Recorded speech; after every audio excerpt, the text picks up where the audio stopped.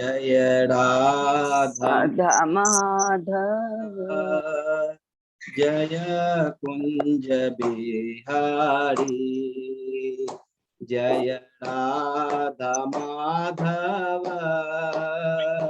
जय कुंज बिहारी जय गोपी जन वल्लभ जय गिरिवरधारी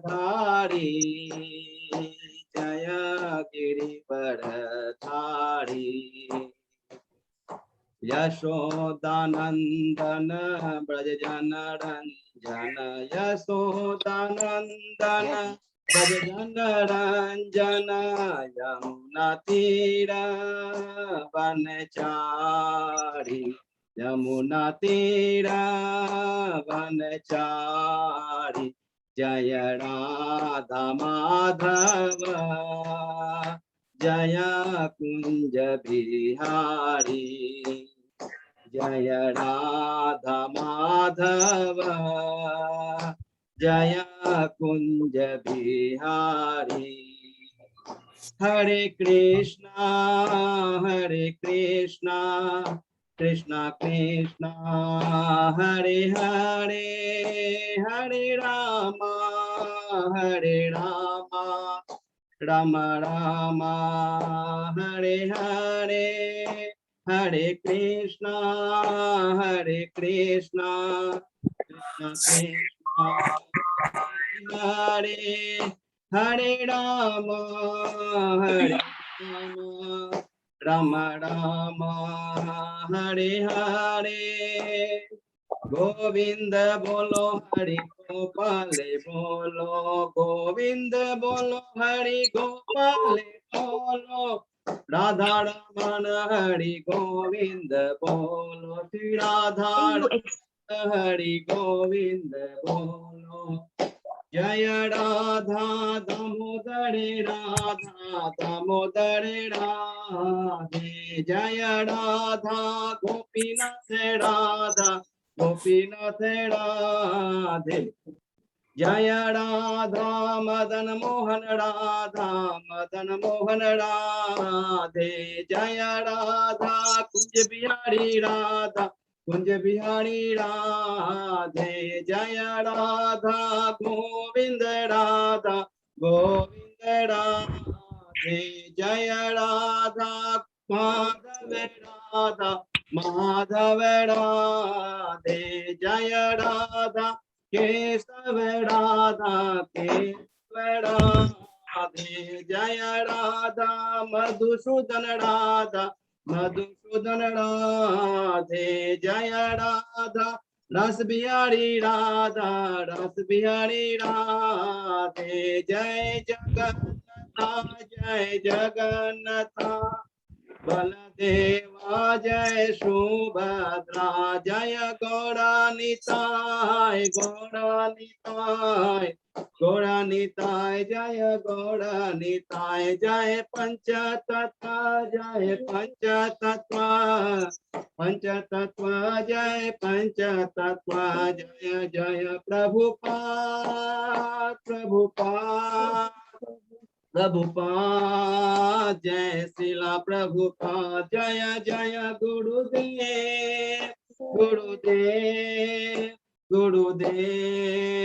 गुरुदेव निताय गौर हरि बोल हरे नाम संकीर्तन की जय शिला प्रभुपाद की जय हरि बोल बहुत बहुत धन्यवाद। दंडवत प्रणाम प्रभु जी, बहुत ही सुंदर कीर्तन किया। हरि बोल बहुत बहुत धन्यवाद। हरे कृष्णा प्रभु जी, धन्यवाद प्रणाम। हरे कृष्णा दंडवत प्रणाम हेमलता माता जी, सब लोग को सबको साथी माता प्रभु जी, हरे कृष्णा प्रभु जी, दंडवत प्रणाम। और अभी हम लोग मंगलाचरण करते हैं सब लोग। ओम अज्ञान तिमिरांधस्य ज्ञानांजन शलाकया चक्षुरुन्मीलितं येन तस्मै श्री गुरुवे नमः। श्री चैतन्य मनोभीष्टं स्थापितं येन भूतले स्वयं रूप गदामह्यं ददाति स्वपदान्तिकं वन्देऽहं श्रीगुरु श्रीयुतपदकमलं श्रीगुरु वैष्णवांश श्रीरूपं साग्रजातं सहगना रघुनाथं वितं तं सजीवं स्वादेतं सावभूतं परिजं सहितं कृष्ण चैतन्य देवं श्री राधा कृष्ण पादान सहगना ललिता श्री विशाखा वितांत च नमो ओम विष्णु पादाय कृष्ण पृष्ठाय भूतले श्रीमते भक्ति वेदांत स्वामी इति नामिने नमस्ते सरस्वती देवे गौरवाणी प्रचारिणे निर्विशेषा शून्यवादी पाश्चात्य देश तारिणे वांछा कल्पतरुभ्यः कृपा सिन्धुभ्य एव च पतितानां पावनेभ्यो वैष्णवेभ्यो नमो नमः। नमो महावदान्याय कृष्ण प्रेम पदायते कृष्णाय कृष्ण चैतन्य नामने गौरत्पिसे नमः। हे कृष्ण करुणा सिंधु दीन बंधु जगतपते गोपेश गोपिका कांत राधा कांत नमस्तुते सप्त कांचन गौरांगी राधे बिंदावनेश्वरी विस्मानुसुते देवी प्रणमामि हरिप्रिय नीलांचल निवासाय नित्याय परमात्मने बलभद्र सुभद्रायां जगन्नाथाय ते नमः। मुखं करोति वाचालं लंघु पंगे गिरिं यत्कृपातमहं वन्दे श्रीगुरुमदीनतारिणं परमानंद माधवम श्री चैतन्य ईश्वरम हरे कृष्णा कृष्णा कृष्णा हरे हरे हरे राम राम राम हरे। श्री श्री मंगलाचरण की जय, शिला प्रभुपाद की जय। हरे कृष्णा।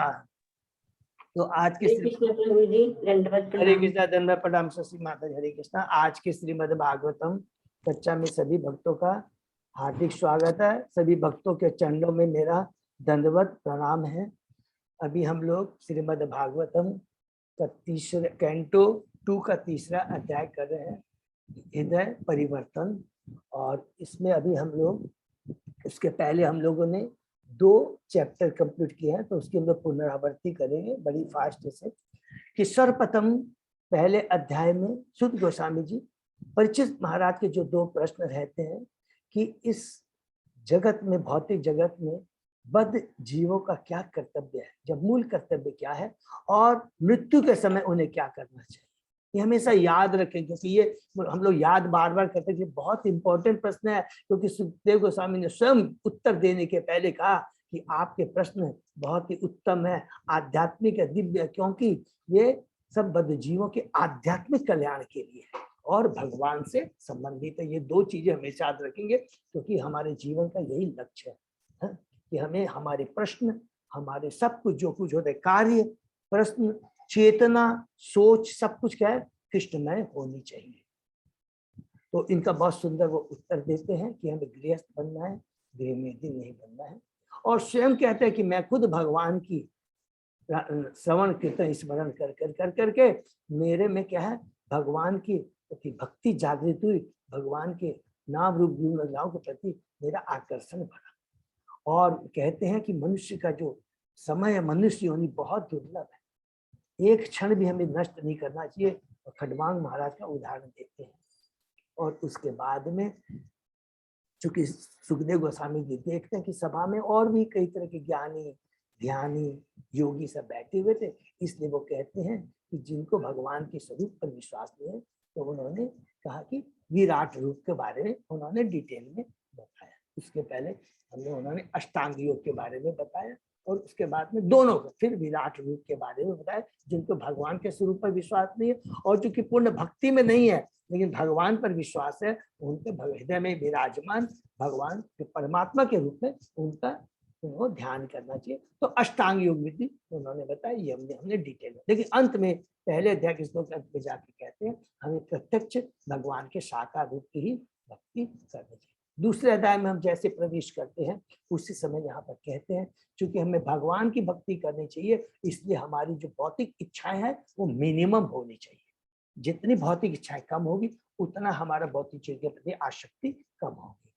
इसके बाद में उन्होंने भगवान के बारे में डिटेल में बताया 8वें श्लोक से 12वें श्लोक के अंदर में कि भगवान कैसे हैं। हृदय में वो 8 इंची है, चतुर्भुज धारण किए हुए, इसके बारे में बताते हुए उसके बाद में उन्होंने फिर अष्टांग योग की विधि के बारे में पूरा अच्छे से बताया कि किस प्रकार यम नियम आसन कर करके वो उन्होंने 13वें श्लोक से 21वें श्लोक तक के बाद। तो उसके बाद में तुरंत जब परीक्षित महाराज कहते हैं कि जिनके आपने कहा था कि जो विराट रूप का ध्यान करते हैं, जिनको भगवान के साकार रूप पर विश्वास नहीं है, लेकिन और जो भौतिकतावादी जात, जिनकी भौतिक इच्छाएं काफी है, और अगर विराट रूप का ध्यान करने के बावजूद भी अगर उनकी यदि भौतिक इच्छाएं बनी रहती है तो वो किस तरह उनका वो अध्यात्म को प्राप्त होंगे, अर्थात वो उनका लिबरेशन होगा, माने मुक्ति कैसे होगी। तब हम लोग ने क्रम मुक्ति के बारे में पढ़ा, और क्रम मुक्ति में इतना सुंदर वर्णन दिया हुआ है, लेकिन सब में प्रभुपाद सुखदेव गोस्वामी ने कितने कठोर शब्दों में कह दिया कि सत्य लोक तक में भी जितने भी लोग हैं वहां पे मरने वाले लोग ही रहते हैं, और जो हम लोग सोचते हैं कि एक लोग से दूसरे लोग चले जाते हैं वो कोई बड़ी बात नहीं, और हम अष्ट सिद्धियां भी प्राप्त कर लेते हैं, कोई बड़ी बात नहीं है। क्यों नहीं है? ये सारे जितने भी ये जो भौतिक ऐश्वर्य है और ये सब क्या है, इनका एक दिन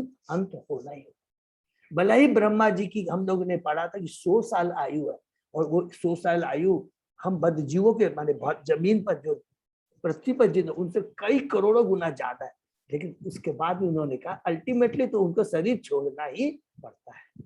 लेकिन उस चीज की बात करो जो शाश्वत धाम है, जहाँ पर हर चीज शाश्वत है और वहां पर दिव्य आनंद की प्राप्ति है। जो एक बार वहां चला जाता है उसको वापस ये शरीर बदलना नहीं पड़ता है। तो जब मनुष्य योनि मिली है और वो चीज जब प्राप्त कर सकते हैं तो उसके लिए हमें प्रयत्न करना चाहिए। तो बहुत सुंदर डिटेल में वो लास्ट में यही बताते हैं, कौन सा श्लोक है, सत्यम स्मर्तव्यम एंड कीर्तन, हमेशा श्रवण कीर्तन स्मरण हमको खाली भगवान का। फिर तीसरे अध्याय में जब हम आके कहते हैं, उसमें कहते हैं हृदय परिवर्तन, तो शुरू में ही वो कहते हैं कि शुरू में फिर से हमें याद दिलाते हैं, सुखदेव गोस्वामी जी क्या याद दिलाते हैं कि हजारों हजारों लोग जो मनुष्य योनि जिनको प्राप्त है, उनमें से उनको ये भी नहीं मालूम है कि हम शरीर नहीं, हम आत्मा।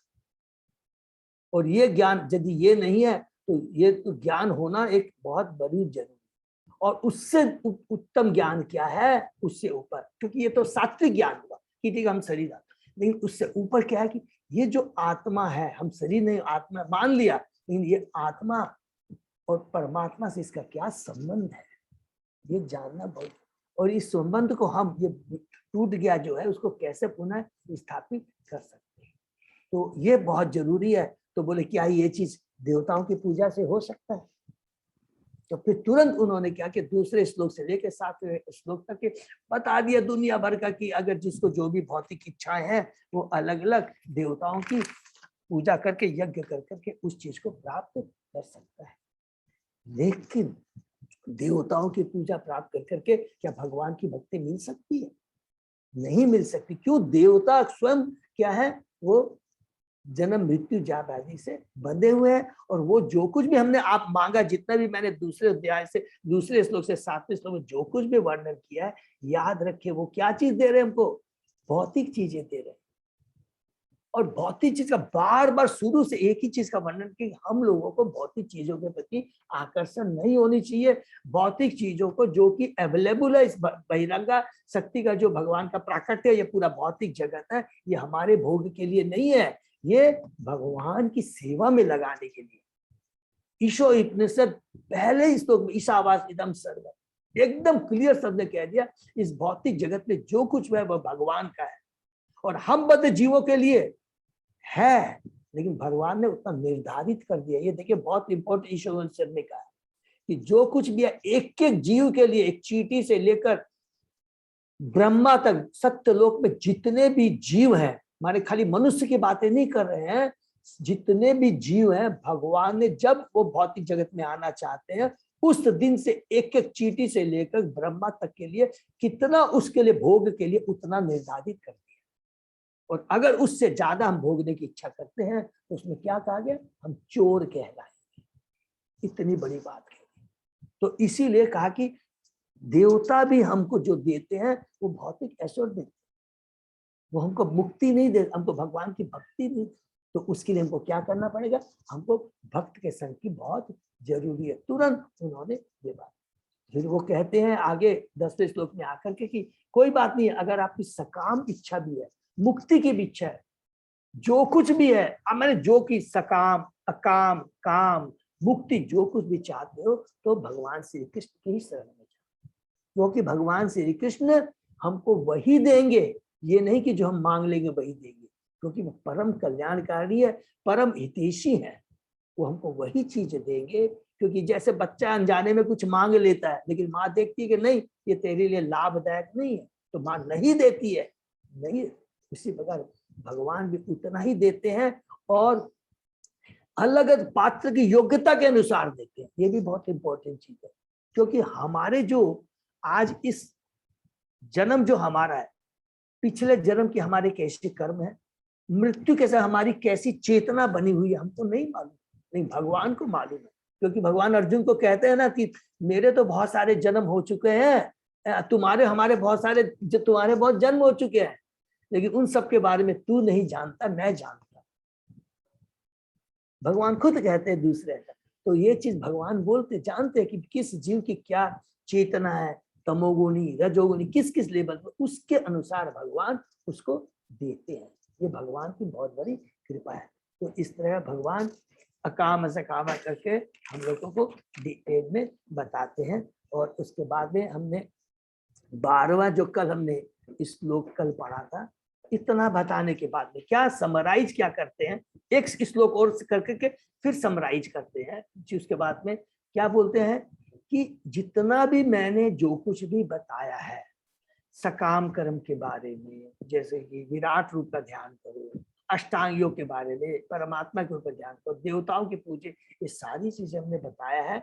वो चीज क्या है, वेदों में भी वर्णित है, लेकिन सब चीज मैंने बताने के बाद में जितने भी वेद है उपनिषद है, उसमें अल्टीमेटली मैंने ये चीज, क्योंकि सारे वेद भगवान से ही निकले, ये याद रखिए, सारे वेद भगवान से ही निकले।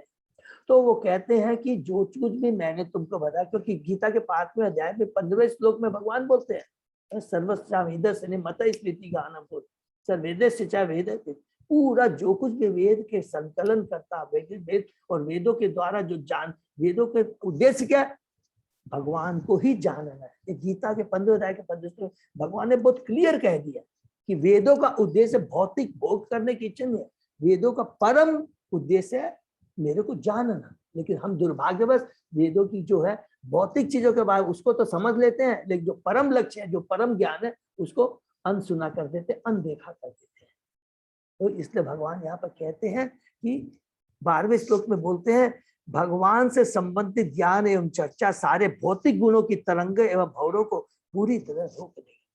तो ये जो भौतिक जो बातें जो कुछ करते हैं, ये सब बेकार है, और इसके प्रति आकर्षण ना हो, इससे हम लोग कैसे दूर जा सकते हैं, उसके लिए हमें क्या करना चाहिए, भगवान की भक्ति करनी चाहिए, भगवान की भक्ति, भगवान से संबंधित जितने भी भक्त है उनके बारे में चर्चा करने से जितने भी हमारे भौतिक गुणों की जो तरंगी है, उतार चढ़ाव है, इच्छा है, वो हमेशा धीरे धीरे नष्ट हो जाए। ऐसे भगवत ज्ञान भौतिक आसक्ति से रहित एवं दिव्य कारण आत्मा को पुष्टि प्रदान करता। और ये जो भगवान का दिव्य ज्ञान है, जो भक्ति है, ये हमारी क्या है, जो भौतिक आसक्ति है उसको पता खत्म कर करके क्या करता है, आत्मा को तुष्टि प्रदान करता है। क्योंकि ये आत्मा का वास्तविक भोजन क्या है, भगवान की भक्ति। प्रभुपाद जी कहते हैं, भगवान भगवत भक्ति ज्ञान एवं कथाएं संसारिक कथाओं से विरक्ति उत्पन्न करती है।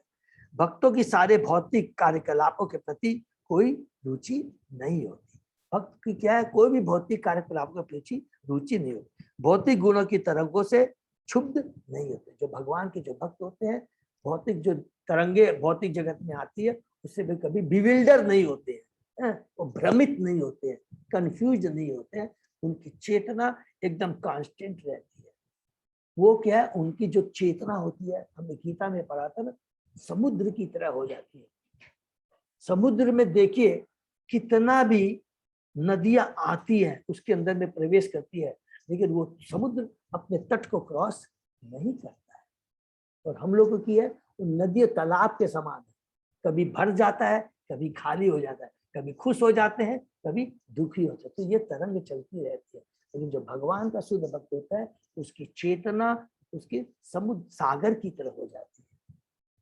ये बहुत इंपॉर्टेंट, ठीक है। और उसके बाद में इतना कहने के बाद में शौनक ऋषि बहुत प्रभावित होते हैं और वो तुरंत कहते हैं, क्या बोलते हैं कि इसके पश्चात शौनक ऋषि सुत गोस्वामी से पूछते हैं, क्या पूछते हैं कि सुखदेव गोस्वामी जो बातें कि बहुत सुंदर काव्य ढंग से उन्होंने प्रस्तुत करने में सक्षम है, आगे परीक्षित महाराज को उन्होंने क्या कहा। और इसके कहने के पहले यहाँ पर हमने देखा कि सनक मुनि, सनक ऋषि भी कितना जो कुछ भी उन्होंने सुत गोस्वामी से सुना था वो सुत गोस्वामी को याद दिलाते बोलते हैं कि अरे आपने क्या क्या बताया। तो वो क्या बोलते हैं, शौनक ऋषि कहते हैं कि परीक्षित महाराज के बारे में आपने बताया, सुखदेव गोस्वामी के बारे में आपने बताया, तो वो परीक्षित महाराज जो कि बचपन से ही भगवान के महान भक्त थे, वह अपने पूर्वजों के द्वारा दिए गए संस्कारों के अनुसार भगवान श्री कृष्ण की पूजा किया करते थे।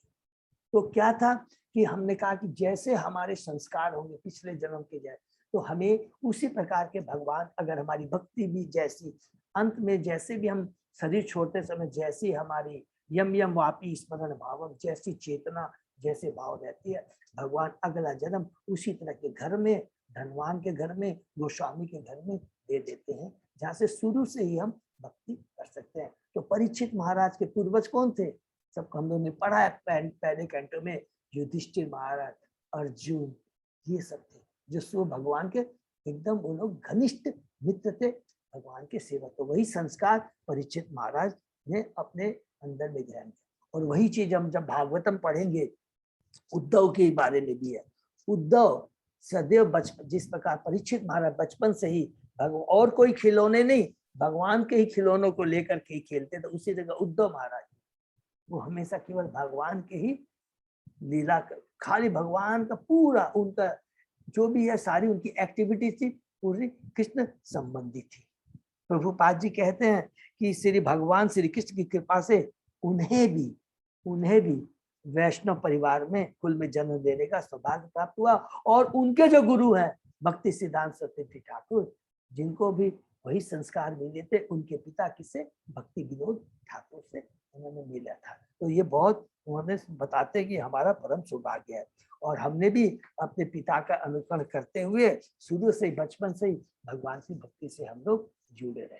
तो उसमें हमने दो जन के बारे में पढ़ा, जो नित्य सिद्ध होते हैं और एक होते हैं साधन सिद्ध। कोई फर्क नहीं पड़ता है, नित्य सिद्ध होता है जो बचपन से ही है, और जो साधन है जो शुद्ध भक्तों के संग में आकर कर करके और भक्ति में जुड़ कर करके भगवान के परम भक्त बन जाते हैं। जैसे कि नारद जी, वो क्या है, वो साधन सिद्ध थे, ठीक है। सुखदेव गोस्वामी जी ये सब है नित्य सिद्ध है, उद्धव जी नित्य सिद्ध है, ये सब ठीक है ना, परीक्षित। उसके बाद में शौनक ऋषि कहते हैं, हे सुखदेव गोस्वामी जी, दिव्य ज्ञान के पुण्य तथा भगवान श्री कृष्ण से के शुद्ध भक्त थे, ठीक है ना। ये दोनों आप किसके, पहले परीक्षित महाराज के बाद अब सुखदेव गोस्वामी के बारे में वो माने बोलते हैं। सुखदेव सुत गोस्वामी के सामने बोलते हैं कि जिस प्रकार परीक्षित महाराज थे उसी प्रकार सुखदेव गोस्वामी जी भी दिव्य ज्ञान से पूर्ण तथा भगवान श्री कृष्ण के शुद्ध भक्त थे। अतः उनकी उपस्थिति में अर्थात वे जहां जहां जाते वहां पर भक्तों की सभा में कृष्ण के गुणों का गुणगान ही होता रहता है। अर्थात यहाँ पर बताते हैं कि जहां भी भगवान के शुद्ध भक्त जाते हैं वहां पर उस सभा के अंदर में केवल प्रजल छोड़कर, सॉरी, भगवान की भक्ति को छोड़कर कोई भी प्रजल और इधर उधर की बातें नहीं होती। तो प्रभुपाद जी यहाँ पर तात्पर्य में हमें कहते हैं, सताम अर्थात शुद्ध भक्त की भगवान की सेवा करने के अतिरिक्त कोई इच्छा नहीं रहती। ऐसे शुद्ध भक्तों की संगति से ही भगवान श्री कृष्ण के दिव्य यश का सही सही वर्णन हो सकता है। ऐसी भगवान की दिव्य कथाएं आध्यात्मिक महत्व से युक्त होती है, और जो कोई भी इन कथाओं को शुद्ध भक्त की संगति में श्रवण करता है तो उसे एक दिव्य शक्ति का आभास होता है और उसमें स्वतः भगवान की प्रेमा भक्ति जागृत हो जाती है। तो यहाँ पर भी प्रभुपाद जी भक्तों के संग में रह करके ही भगवान की भक्ति के बारे में वो बताते, सुनना चाहिए, श्रवण करना चाहिए। क्योंकि अगर हमने पढ़ा था इसी में ही, व्यवसायी आदमी से अगर कुछ सुनेंगे तो हमारी चेतना में कोई फर्क नहीं आएगा, बल्कि हमारी चेतना में कलुषिता आ जाएगी। जैसे कि एक दूध के अंदर में सांप यदि मुंह मार दे तो वो दूध क्या होता है, जहर हो जाता है। तो इट इज बेटर नहीं सुनना, वो ज्यादा बेटर है देन हियरिंग फ्रॉम प्रोफेशनल्स। मत सुनो, वो ज्यादा बढ़िया है बजाय कि अभक्तों या प्रोफेशनल मुंह के सुनने से। देखिए कितना बड़ा माने नुकसान है अभक्तों के मुंह से सुनने से, प्रोफेशनल मुंह से सुनने से। भगवान के शुद्ध में जहां जुड़ते वहां मिलते हैं, वहां पर भगवान की चर्चा है, अन्य कोई विषय नहीं होता। सुखदेव गोस्वामी जी एवं परीक्षित महाराज दोनों ही भगवान के ऐसे शुद्ध भक्त थे, और वो जो चर्चा दोनों के बीच में हो रही है तो डेफिनेटली भगवान के दिव्य गुण रूप लीलाओं का समय का कीर्तन होता है। इतना तक हम लोगों ने पढ़ा, इसके आगे हम लोग आज पढ़ते हैं। ओम नमो भगवते वासुदेवाय, ओम नमो भगवते वासुदेवाय, ओम नमो भगवते वासुदेवाय। नारायण नमस्कृत्य नरं चैव नरोत्तमं देवी सरस्वती व्यासं ततो जयम् उदीरये। नष्टप्रायेषु अभद्रेषु नित्यं भागवत सेवया भगवती उत्तम श्लोके भक्ति भवति नैष्ठिकी। आराधयो भगवान ब्रजेश तनय ततदाम वृंदावनम रमया काचित उपासना ब्रजवधु वर्गेण या कल्पिता। श्रीमद् भागवतम प्रमाणम अम्लम प्रेमा पुमर्थो महान। श्री चैतन्य महाप्रभो मतम इदम तत आदरो न पर। हरे कृष्ण कृष्ण कृष्ण हरे हरे, हरे राम राम राम हरे हरे। तो हम लोग आज स्टार्ट करते हैं श्लोक नंबर 17 से। अजय प्रभु ठीक है ना? हाँ Prabhu ji. Okay, thank you. आयु हर्ति वे पुंसाम उद्यम अस्तम च यन अशो तस्य ऋते यत् क्षणनीत उत्तम श्लोक वार्तया। बहुत ही इंपॉर्टेंट है, इसीलिए हम लोग ये कल पढ़ के भी हमने कहा कि आगे हम लोग आज करेंगे। उदय तथा अस्त होने से सूर्य सबों की आयु को क्षीण करता है, किंतु जो सर्वोत्तम भगवान की कथाओं की चर्चा चलाने में अपने समय का सदुपयोग करता है उसकी आयु क्षीण नहीं होती। उत्तम श्लोक सबको मालूम है, अर्थात जो कि पढ़ा सर्वोत्तम भगवान को उत्तम श्लोक आ गया, तो सर्वोत्तम भगवान उनकी चर्चा करने से आयु क्षीण नहीं होती। इसका जो आंतरिक मीनिंग हमने सबने समझ लिया कि जो भगवान का शुद्ध भक्त होता है, क्योंकि वो प्रत्येक क्षण भगवान की सेवा में लगा है, और जितनी वो जैसे जैसे भगवान की भक्ति करता चला जाता है वो भगवान के नजदीक चला जाता जा रहा है।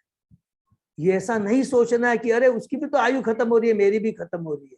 ये मूर्खता है उसके सोचना। जो भौतिकतावादी होता है वो गलत सोचता है कि अरे ये तो मूर्ख है, अपने मनुष्य जीवन को इतना मुश्किल से मिलता है, इंजॉय नहीं कर रहा है। अरे मूर्ख, यही तो वास्तविक हम इंजॉय कर रहे हैं, क्योंकि हम जो अपना इन्वेस्टमेंट कर रहे हैं दैट इज द परमानेंट।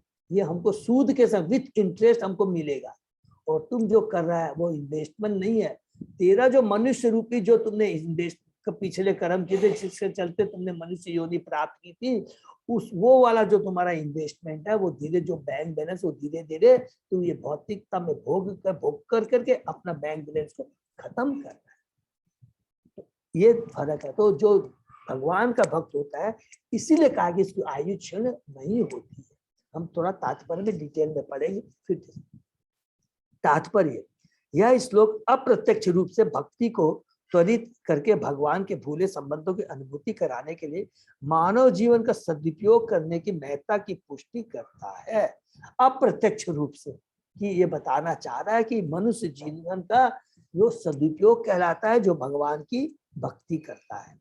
कहा गया है कि काल तथा ज्वार भाटा किसी की प्रतीक्षा नहीं करते, अतः सूर्योदय से लेकर सूर्यास्त तक का समय व्यर्थ ही बीतेगा यदि इसका उपयोग आध्यात्मिक मूल्यों की पहचान के लिए नहीं किया जाता। आध्यात्मिक मूल्यों की पहचान का मतलब कि जिसके लिए ये मनुष्य योनि मिली है, आत्मा का क्या भोजन है, आत्मा के कल्याण के लिए क्या करना चाहिए, वो कार्य अधिक कोई नहीं करता है, तो वो वास्तव में अपने मनुष्य योनि का दुरुपयोग करता है। लेकिन जो भगवान का भक्त होता है वो सारे जो भी कार्य होते हैं उसकी सोच कार्य सब कुछ आध्यात्मिक ही होती है। तो उसका द्वारा भक्ति किया हुआ जो कार्य है वो सदुपयोग है, दुरुपयोग नहीं है। आयु के किसी अंश का अपव्यय कितनी ही स्वर्ण राशि से भी वापस नहीं मिल सकता। अगर ये मनुष्य योनि जो दुर्लभ है, अगर हम इसका आध्यात्मिक कार्यों में यूज नहीं कर सकते हैं तो करोड़ों करोड़ों रुपए स्वर्ण मुद्राएं भी अगर हम दे कर करके उस समय को यदि वापस लाना चाहेंगे तो वो समय हमें नहीं मिल सकता। यह मनुष्य जीवन जीव को इसलिए प्रदान किया जाता है कि वह अपनी आध्यात्मिक पहचान एवं अपने सुख के स्थायी स्रोत को जान सके, अपने सुख के स्थायी स्रोत को जान सके। स्थायी स्रोत मीन्स वो कौन सा माध्यम है, वो कौन सा दिव्य माध्यम है जिसके थ्रू हम स्थायी माने शाश्वत दिव्य आनंद प्राप्त कर सके, शाश्वत शरीर प्राप्त कर सके, शाश्वत धाम को जा सके। तो उसके लिए शाश्वत स्रोत क्या है? भगवान का हरि नाम, शुद्ध भक्तों के संग रहकर। जीव तो और वह भी मनुष्य, देखिए क्या लिखता है, जीव तो 84 लाख योनि में जो सभी जीव है, लेकिन जो वो मनुष्य सुख की तलाश में रहता है, क्योंकि सुख जीव की प्राकृतिक अवस्था है। इसको भी अंडरलाइन कर, एक सुख जीव की प्राकृतिक अवस्था है। नेचुरली हर जीव सुख चाहता है, लेकिन वास्तविक सुख क्या है ये जानना बहुत जरूरी है। केवल भौतिक चीज को भोगना ये वास्तविक सुख नहीं। वास्तविक सुख है क्या है? आत्मा को किसमें तृप्ति मिलती है? आत्मा शाश्वत है, सच्चिदानंद, भगवान का अंश, उसको किसमें आनंद आता है? वो वास्तविक शाश्वत वास्तविक सुख है। किंतु वह भौतिक परिवेश में उसकी खोज व्यर्थ ही करता है। जीव स्वाभाविक दृष्टि से परम पूर्ण का आध्यात्मिक स्फुलिंग है। परम पुरुष माने भगवान का, परमात्मा का, वो क्या आध्यात्मिक स्फुलिंग है। ममेवान से जीव लोके जीव भूत सनातन है, और उसका सुख उसके आध्यात्मिक कार्यों से पूर्णतः अनुभव करना है। और उसको जो वास्तविक सुख मिलता है वो केवल आध्यात्मिक कार्यों से ही मिल सकता है। भगवान पूर्ण आत्मा है और उनका नाम रूप गुण लीलाएं पार्षद तथा व्यक्तित्व सभी उनसे अभिन्न है।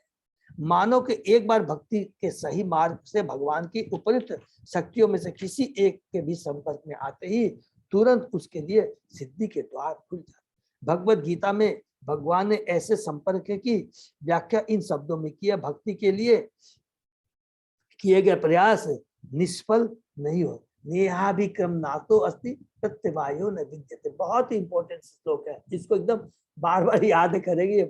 गीता का दूसरा क्या कि भगवान के लिए थोड़ा सा भी एक समय की भक्ति की हुई भक्ति विशाल बहुत महान फल का प्रदान करता है।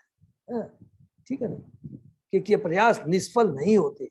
ऐसे कार्यों का शुभारंभ भी मनुष्य नेहाभिक्रम है, नेहाभिम का न प्रत्यवायो न विद्यते। ऐसे कार्यों का शुभारंभ भी मनुष्य को भौतिक भय के पारावार से उबारने के लिए पर्याप्त है। जिस प्रकार अत्यंत शक्तिशाली औषधि इंजेक्शन लगाते ही सारे शरीर पर अपना प्रभाव दिखा देती है, उसी प्रकार भगवत भक्त के कर्ण कुरों में प्रविष्ट होने वाली भगवान की कथाएं बड़ी तेजी से कार्य करती है। हरि बोल। जिस प्रकार एक मेडिसिन हम थोड़ा सा जैसे मैंने पढ़ा, एक इंजेक्शन, एक मेडिसिन डॉक्टर इंजेक्शन तो एक ही जगह देता है, लेकिन उसका प्रभाव क्या होता है? पूरे शरीर में होता है। और वही पावर होता है भगवान के नाम रूप लीलाओं में, वो शक्ति होती है, पूरी हमारी चेतना में परिवर्तन ला देता है, हमारी आत्मा को दिव्य आनंद का अनुभव होता है। और तीसरा क्या होता है? जितनी भी दुश्चिंताएं हैं वो सतह नष्ट हो जाती है। दिव्य कथाओं का श्रवणों द्वारा पान करता है पूर्ण अनुभूति। जिस तरह वृक्ष में किसी अंग में फल लगने का अर्थ है पूरे वृक्ष का फलित होना। हरि बोल। माने एक वृक्ष में फल लग गया, इसका मतलब वृक्ष हष्ट पुष्ट है। यदि हष्ट पुष्ट नहीं है तो फल कहाँ से देगा? बढ़ा हुआ नहीं है वृक्ष, एकदम अच्छा, तभी तो फल दे रहा है। ठीक है। सुखदेव गोस्वामी जैसे शुद्ध भक्त के संग में की गई ये क्षण मात्र की अनुभूति मनुष्य जीवन को अमृत प्रदान करती है।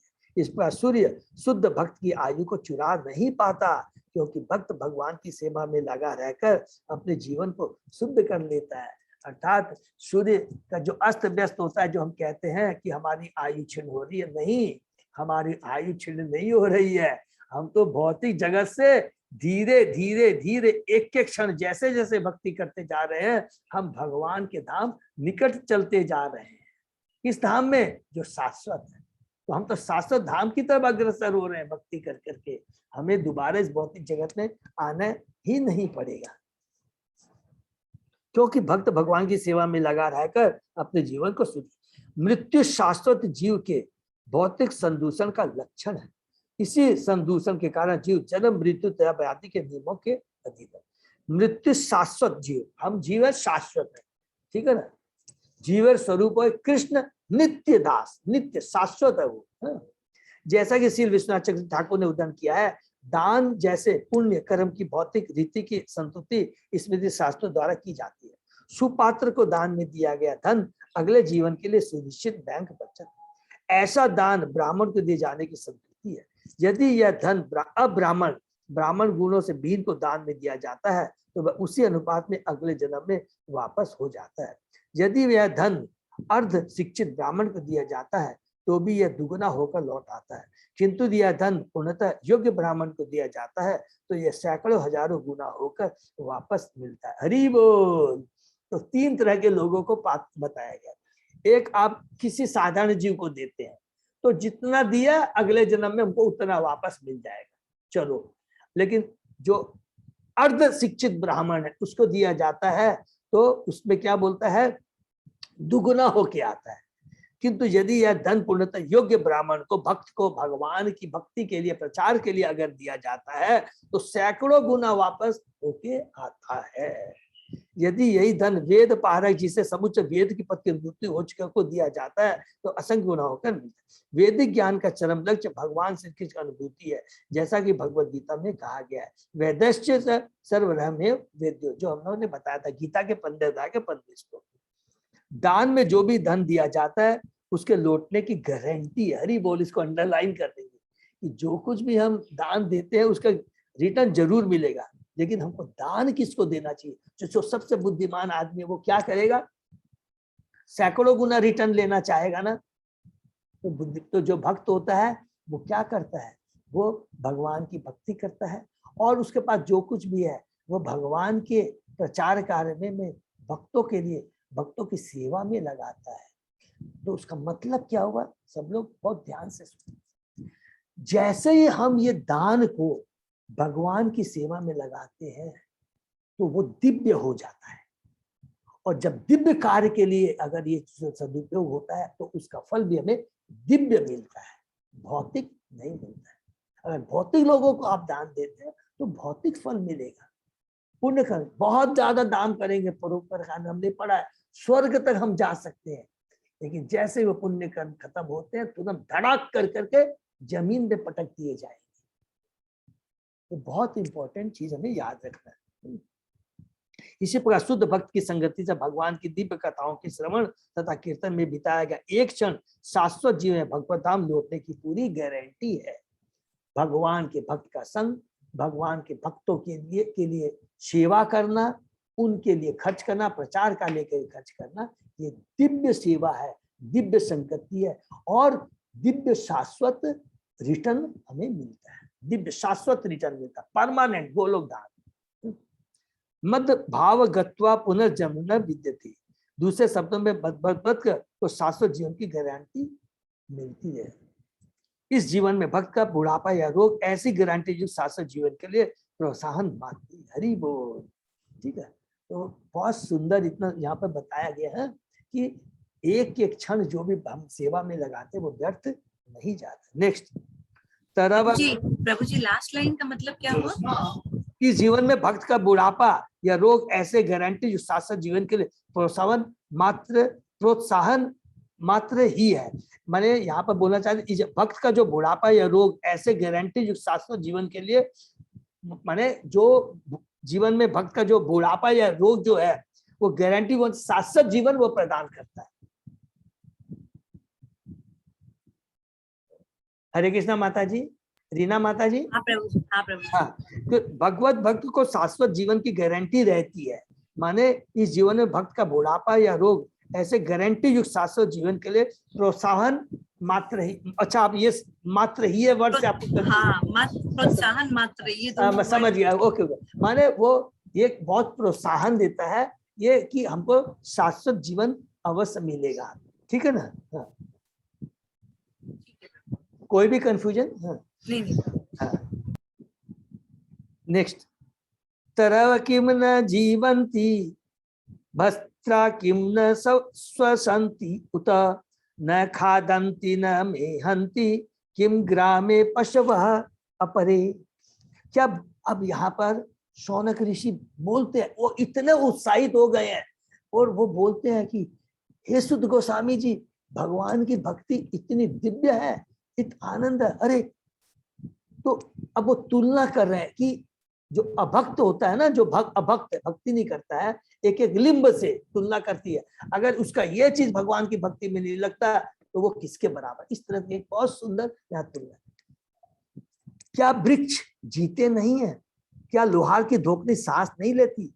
हमारे चारों क्या पशुगण भोजन नहीं करते या वीर्यपात नहीं करते?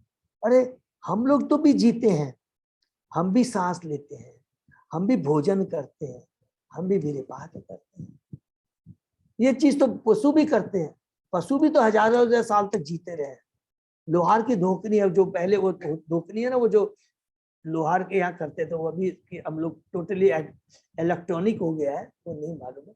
तो वो क्या सांस वो भी नहीं लेती है क्या? हम भी सांस लेते हैं, इसकी बात कर रहे हो। वो लोहार की धोकनी है ना, वो भी तो सांस लेती है।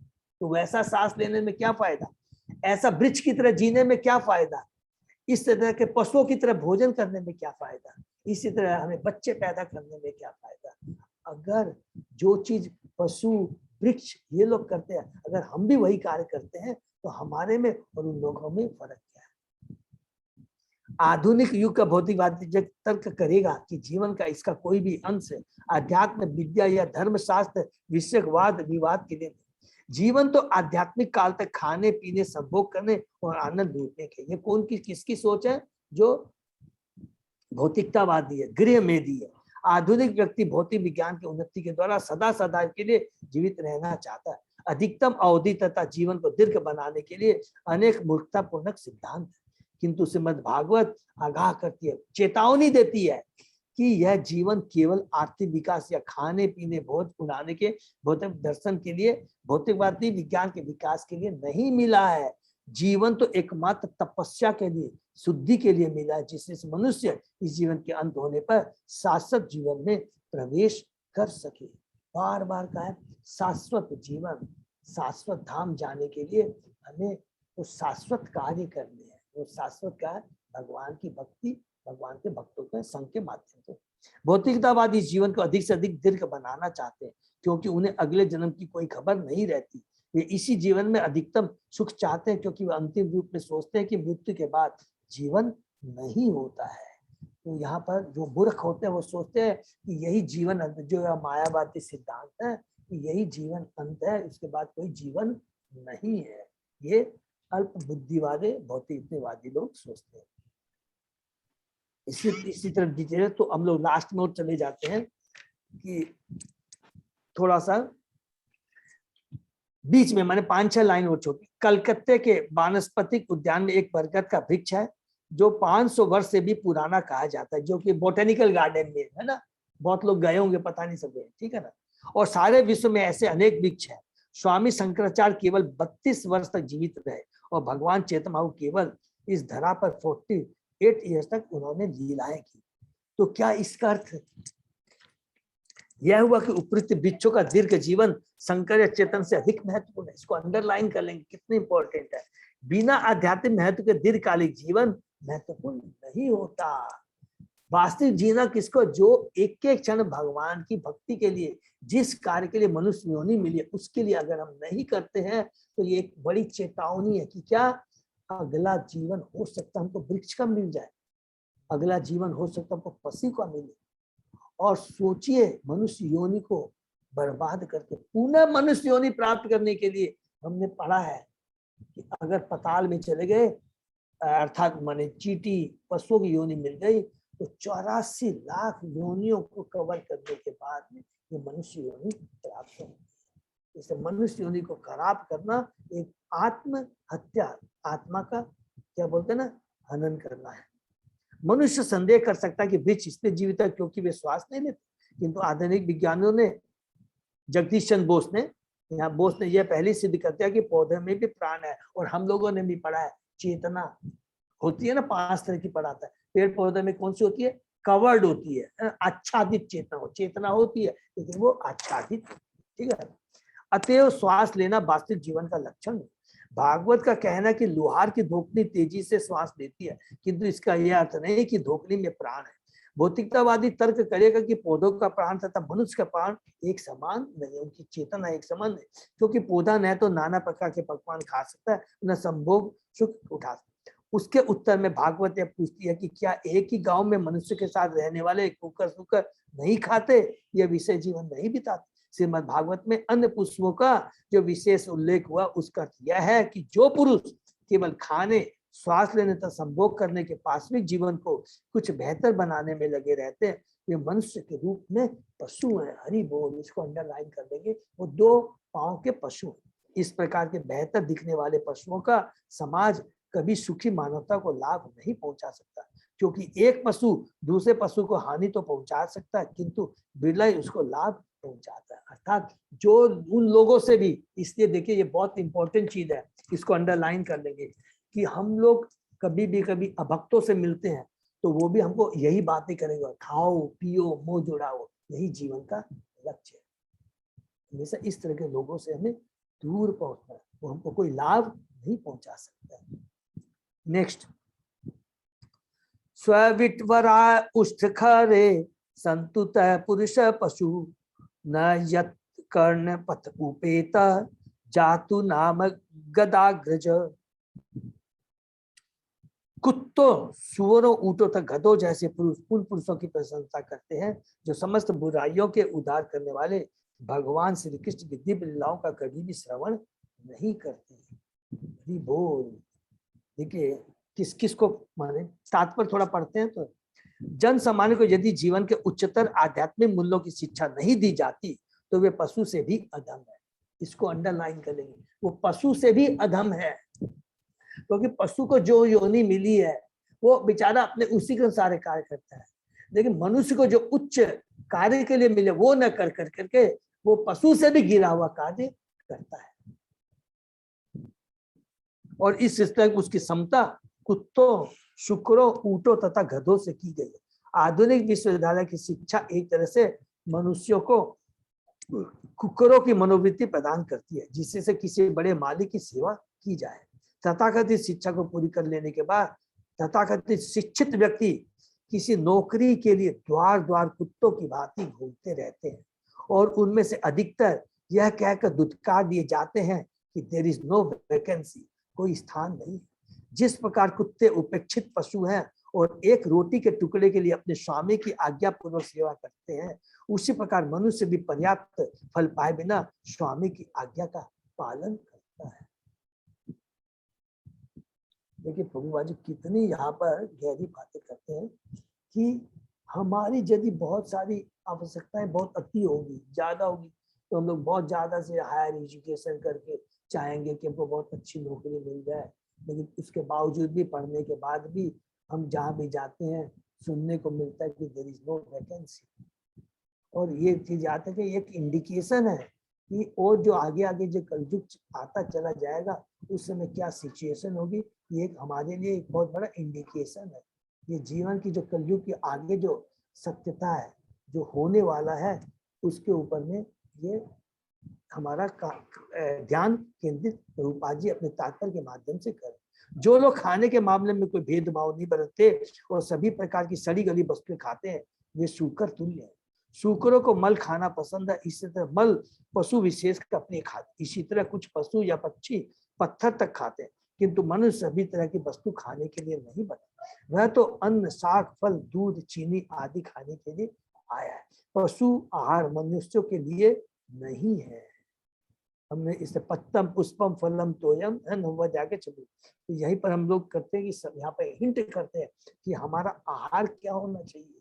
हमारा मनुष्य के लिए उसी तरह के दांत भगवान ने दिए हैं, उसी तरह की उन्होंने इस प्रकृति में भगवान ने जैसे जैसे, हमने कहा कि जैसे जैसे जिस योनि में है, पशु योनि में, पक्षी योनियों में, जलचर योनि जैसे भी है, उसके लिए भगवान ने सबके लिए अलग अलग व्यवस्था की है। और हम अगर कि मनुष्य के लिए जो कार्य, जो भोजन दिया उसको न करके पशु का भोजन करेंगे तो हमारी चेतना भी वैसी ही हो जाएगी। ठीक है, फिर हम पढ़ते आगे। ऊंट एक ऐसा पशु है, नेक्स्ट पैराग्राफ में, जो कटीले वस्तु खाने से आदंतित होता है। बहुत इंपॉर्टेंट है। जो व्यक्ति पारिवारिक जीवन या कथा के भोग का सांसारिक जीवन बिताना चाहता है उसकी तुलना ऊंट से की गई। भौतिकतावादी जीवन कांटों से भरा हुआ है, अतः मनुष्य को चाहिए कि वैदिक अनुष्ठानों की संतुलित विधि के अनुसार जीवन यापन करे, जिससे बुरे से बुरे सौदे से भी लाभ प्राप्त हो सके। हरि बोल। ठीक है ना, बुरे से बुरे सौदे से भी प्राप्त। भौतिक जगत में अपना खून चूस कर पालन पोषण करना होता है। भौतिक भोग का आकर्षण केंद्र विषय जीवन है। विषय जीवन का भोग अपना खून चूसना होता है। इस प्रसंग में अधिक कहने की आवश्यकता नहीं है। ऊंट भी कटीली टहनियां चबाते समय अपना रक्त चूसता है। ऊंट जिन कटीली टहनियों को खाता है वह उसकी जीभ को काट देती है, जिससे उसके मुंह के भीतर खून आने लगता है। रक्त के साथ मिलकर कांटे मूर्ख ऊंट के लिए स्वाद उत्पन्न करते हैं और वह झूठे आनंद के साथ कांटे खाता है। हरि बोल। इसी प्रकार बड़े बड़े व्यापारी, उद्योगपति जो जीवन साधनों से, जो संदेहास्पद साधनों से धन कमाने के लिए कठोर परिश्रम करते हैं, अपने रक्त से मिले अपने कर्मों का कटीला फल खाते हैं। अरे मनुष्य होनी इतनी दुर्बल है, हम लोग इतनी मेहनत करते हैं, गलत साधनों से अगर हम कमाई की इच्छा करते हैं, मनुष्य होनी इतनी दुर्लभ है, उसको व्यर्थ करते हैं, अर्थात हम अपने ही खून को खाते हैं, पीते हैं। इसलिए भागवत में इन रुग्ण पुरुषों की गणना ऊंटों के साथ की गई है। इसको अंडरलाइन कर लेंगे। इसलिए भागवत में इन रुग्ण पुरुषों की, वो वास्तव में क्या है, वो है रोगी है, उनमें भौतिक रोग है। उनका भौतिक रोग इतना अंदर तक गहरा पहुंच गया है कि वो समझ ही नहीं पाते हैं कि जीवन का लक्ष्य क्या है। केवल बड़ी बड़ी फैक्ट्रियां, अलग अलग साधनों से प्रकृति का we are responsible for the disbalance. जो हमारे आज इकोनॉमिक जो इन्वायरमेंट में जो डिसबैलेंस है, वी आर रिस्पॉन्सिबल, उसकी तरफ प्रभुपाद जी इंडिकेट करते हैं। और मीन्स हम अपना कुआं खुद खो देते हैं, अपनी काई खुद खो देते हैं, और इसका जो भी प्रभाव होता है गला हमारे ऊपर ही पड़ता है। समय पर बरसात नहीं होती है, सर्दी समय पर, किस समय ठंडा कितना आना चाहिए, गर्म कितना आते, बिकॉज ये जो भी इकोनॉमिकल डिसबैलेंस, इकोलॉजिकल डिसबैलेंस है, उसके चलते ये सब होता है। ठीक है, गधा ऐसा पशु है जो पशुओं से, अब गधे की, ऊंट के बारे में बता दिया, अब गधे के बारे में। गधा ऐसा पशु है जो पशुओं में सबसे बड़ा मूर्ख माना जाता है। गधा कठिन श्रम करता है और बिना किसी लाभ के भारी से भारी बोझ उठाता है। सामान्यतः धोबी गधे को रखता है जिसको स्वयं की स्थिति सम्मानजनक नहीं होती, और गधे की सबसे बड़ी विशेषता यह है कि गधी उस पर सबसे अधिक दुलती झाड़ती है और वह उसका अभ्यस्त हो जाता है। हरि वो, जब गधा मैथुन करना चाहता तो गधी दुलती चलाती है, फिर भी गधा उसके पीछे लगा रहता। अतः स्त्री भक्त मनुष्य की तुलना गधे से की जाती है। जन सामान्य इस कलयुग के विशेष रूप से अत्यधिक श्रम करता है। वह गधे के कार्य में लगा रहता है, वह भारी बोझ ढोता है और ठेला तथा रिक्शा खींचता है। मानव सभ्यता के तथाकथित विकास से ने मनुष्य को गधे के कार्य में लगा रखा है। बड़ी बड़ी फैक्ट्रियां तथा कार्यशालाओं में भी श्रमिक गण भारी काम में लगे रहते हैं और दिन भर कठिन श्रम करने के बाद बेचारे मजदूर को घर पर न केवल काम सुख के लिए अपितु अनेक घरेलू कार्यों के लिए उसकी स्थिति रहती आती है, बिटकारती है। यहाँ पर प्रभुपाद जी कहने के बाद में कंक्लूजन में कहते हैं, अतः श्रीमद् भागवत द्वारा आध्यात्मिक प्रकाश के बिना सामान्य मनुष्य को कुकरों, शुकरों, ऊंटों तथा गधों की श्रेणी में रखा जाना अतिशयोक्तिपूर्ण है। भले ही ऐसे ज्ञानी जन समूह के नेता तमाम शुक्रों द्वारा पूजित होने के लिए गर्वित हो, किंतु यह कोई सम्मान नहीं है। भागवत तो खुला घोषित करती है कि कोई व्यक्ति भले ही ऐसे शुक्र कुक्र के वेश में मनुष्यों का नेता हो, किंतु यदि उसे कृष्ण के विज्ञान से अवगत होने में अभिरुचि नहीं है तो ऐसा व्यक्ति पशु के अतिरिक्त और कुछ भी नहीं है। इसलिए भागवत तब कहती है कि वास्तव में किसका कल्याण होना चाहिए, ग्लोरिफिकेशन किसका होना चाहिए। हमने कैंटो 1 में भी पढ़ा था कि जो भगवान के भक्त होते हैं उनका ग्लोरिफिकेशन होता है। जब परीक्षित महाराज जी जब गए थे पूरा क्या दिग्विजय के लिए गए थे, तो वहां पर उनको प्रसन्नता किसकी हुई थी कि हमारे पूर्व, मैं किससे जुड़ा हुआ हूँ, मैं एक भगवान का जो भक्त परिवार है उससे मैं जुड़ा हुआ हूँ, और भगवान के परिवार से, भक्त परिवार से जुड़ा हूँ, और किसी कृष्ण से जुड़े हुए हैं, तो कृष्ण का ग्लोरिफिकेशन होता है, परिवार, भक्त परिवार का ग्लोरिफिकेशन होता है, तो हमारा, और वो रियल ग्लोरिफिकेशन कहलाता है। समझे कि नहीं? और हम जो अगर भौतिक उन्नति करके जो हमारा अधिक ग्लोरिफिकेशन होता है, तो वो कहते हैं कि जैसे कि भक्तों का होता है ना पशुओं का, वो तरह का ग्लोरिफिकेशन है, ये कोई वास्तविक ग्लोरिफिकेशन नहीं। उसे शक्तिशाली प्रबल पशु या विशाल पशु कहा जा सकता, किंतु उसे भाग के अनुसार उसे अपने नास्तिकतावादी स्वभाव के कारण मनुष्य की कोटि में कभी भी नहीं रखा जा सकता। हरि बोल। तो हम लोग जितना भी मेंटली एडवांस्ड हो जाए किसी भी रूप में, वो क्या है, वो वास्तव में ये मनुष्य का लक्ष्य नहीं है। और अगर हम लोग भगवान जो जिस पर्पज के लिए भगवान ने ये मनुष्य योनि मिली, अगर हम उस उद्देश्य को पूरा नहीं करते हैं और शास्त्रों के अनुसार कार्य करते नहीं करते हैं, तो हमारी गणना पशुओं में की जाएगी, मनुष्यों में नहीं किया। तो दूसरे शब्दों में कुकुर शुक्र जैसे व्यक्तियों के ईश्वर भी नेता पशुओं से भी बढ़कर है, जिसमें पार्श्विक गुणों का अनुपात अधिक है। और जो हमारे नेता हैं, सो कॉल्ड, जो कि जो भी आप समझ लीजिए राजनेता, वो पशुओं से भी बढ़ के। क्यों? क्योंकि हमने पढ़ा है कि प्रजा का कल्याण का बहुत बड़ा दायित्व राजा के ऊपर होता है। राजा जैसा भी करेगा, जो भी शिक्षा देगा, गीता के 321 श्लोक में कहता है, जैसे जैसे महापुरुष आचरण करता है वैसे वैसे ही लोग उसका अनुसरण करते हैं। तो जैसा राजा होगा वैसी प्रजा होगी। अगर हम मूर्ख हैं तो हमारा बॉस भी महामूर्ख हुआ। बहुत सिंपल चीज है। तो यही चीज यहाँ पर कहते हैं, और इसलिए कहते हैं श्रीमद् भागवतम क्या है, एक तरह से वो हमारे टॉर्च का कार्य करता है। माने टॉर्च, माने हमें अंधकार से प्रकाश में लेके आता है। इसका हमें ध्यान। नेक्स्ट, बिलेवत उरुक्रम विक्रमान ये न श्रवत कर्ण पुटे नरस्य जीवा असति दार दुरिका इव सूत न च उपगायति उरुगाय गाथा। जिसने भगवान के शौर्य तथा अद्भुत कार्यों की कथाएं नहीं सुनी है, तथा जिसने भगवान के विषय में गीतों को गाया या उच्च स्वर में उच्चारण नहीं किया है, उसके श्रवण अंध्र मानो सांप के बिल है और जीव मानो मेंढक की जीव है। देखिए एक एक लिंब का हमें यहाँ पर जैसे वर्णन किया जा रहा है कि अब तुलना की जा रही है आदमी के, है कि जिसने भगवान, अलग अलग लिखा है, तो तात्पर्य पढ़ते हैं।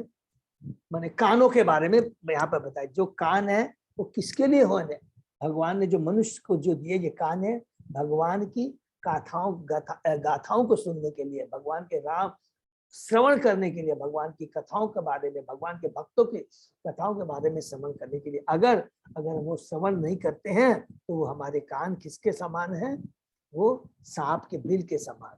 और ये जो जीभ है, अगर भगवान का प्रसाद लेने के लिए और या भगवान का कीर्तन करने के लिए यदि नहीं करती है, कीर्तन श्रवण अभी सुना, उसके बाद कीर्तन यदि नहीं करती है, तो वो जो है जीभ जो है मेंढक के समान।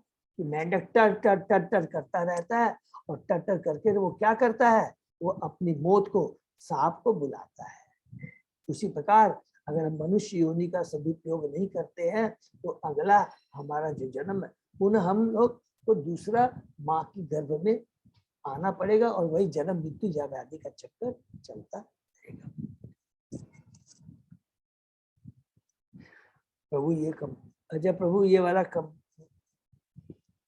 हरे कृष्णा। अजय प्रभु पढ़ लेंगे, नहीं तो इसका है प्रभु, तात्पर्य नहीं होगा तो कल पढ़ लेते हैं। ठीक है, हम लोग कल इसको पढ़ लेते हैं। ठीक है, तो यही पर हम लोग विराम देते हैं। अगर किसी का कोई प्रश्न है तो वो पूछ सकते हैं, क्योंकि ये मनुष्य बहुत ही जो सनक ऋषि जो हैं उन्होंने जो भी, और ये सारी चीजें सुखदेव गोस्वामी जी ने भी कहा है, याद है ना हम लोगों को क्या कहा है कि क्या भगवान ने ये जो मनुष्य शरीर दिया है इससे हम सब कुछ कर सकते हैं, हमको अलग से इकोनॉमिक डेवलपमेंट की दरकार नहीं है, ये हमारे हाथ है, गद्दा है, तकिया की दरकार नहीं है। इतना सुंदर जब वर्णन सुखदेव गोस्वामी ने अभी हम लोग ने पढ़ा है। तो सेम चीज कहते हैं कि अर्थात ये जो मनुष्य योनि जो मिली है ये एकमात्र हमें जो कुछ भी हमारा है, जो शरीर जो मनुष्य योनि मिली है उसकी उच्च चेतना है और इसका हमें सदुपयोग करना चाहिए, दुरुपयोग नहीं करना चाहिए। बहुत ही दुर्लभ है मनुष्य योनि, बहुत ही दुर्लभ है। यदि हम लोग बार बार याद करेंगे तब समझ में आएगा मनुष्य योनि कितनी दुर्लभ है। 84 लाख योनियों को पार करने के बाद में ये मनुष्य योनि मिलती है। तो इसी पर जोर दिया गया है और इसी चीज को सनक ऋषि सुखदेव गोस्वामी के सामने जो उन्होंने उनसे सीखा सुना है उसको रिपीट करते हैं। हरे कृष्ण। हरे कृष्णा प्रभु हरे जी कृष्णा। हाँ, माता जी। हरे कृष्णा। दंडवत प्रणाम प्रभु जी। प्रभु जी दंडवत प्रणाम। हरे कृष्णा प्रभु जी, दंडवत प्रणाम।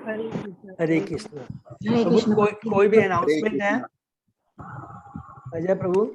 ऐसा नहीं, बस चलो जन्माष्टमी का तो प्रोग्राम का बोला वही चल रहा है। ओके, तो यही पर विराम देते हैं, ठीक है ना। हरे कृष्ण। हरे कृष्णा प्रभु जी, दंडवत प्रणाम। दंडवत प्रणाम हीना माता जी।